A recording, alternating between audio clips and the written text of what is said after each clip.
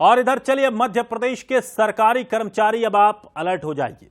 अगर आप office late पहुंचते हैं तो आपको बड़ा नुकसान उठाना पड़ सकता है।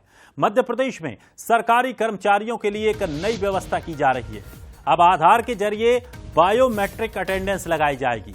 सरकारी कार्यालयों में आधार आधारित अटेंडेंस अब अनिवार्य कर दी जा रही है। देरी और अनुपस्थिति रोकने के लिए नई प्रणाली की ये शुरुआत है, जिसमें कार्ड स्कैनिंग के जरिए गेट ओपनिंग होगी और ये सुविधाएं अब हर कार्यालयों में होंगी।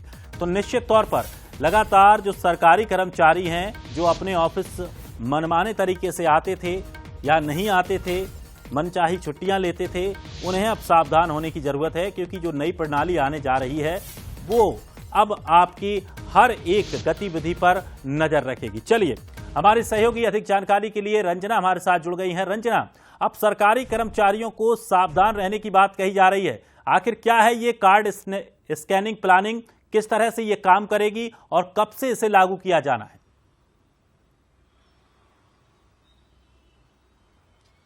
देखिए दिनेश, जल्द ही ये व्यवस्था लागू हो जाएगी और इसको लेकर जो प्रभाग है उसकी तरफ से जो अपनी सारी तैयारियां हैं वो पूरी कर ली गई हैं।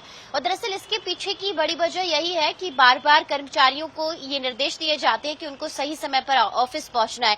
बीते महीने भी कुछ इसी तरह के जो निर्देश है वो जारी किए गए थे कि उनको 10 बजे ऑफिस पहुंचना होगा और वहां पर एंट्री करने के बाद ही उनको दफ्तरों में जाना होगा। लेकिन जिस तरीके से आदेश निकाले गए थे, उन आदेशों का कहीं किसी दफ्तर में पालन नजर नहीं आया था दिनेश, क्योंकि ना तो जो सरकारी दफ्तर है, जब हमने खुद निरीक्षण किया था तो ये पाया था कि ना तो वहां पर बायोमेट्रिक मशीनें हैं अटेंडेंस के लिए, और ना ही जो रजिस्टर है उसमें एंट्री होती है जिसमें ये पता लगाया जा सके कि आखिर किस समय पर जो कर्मचारी है वो पहुंच रहे हैं।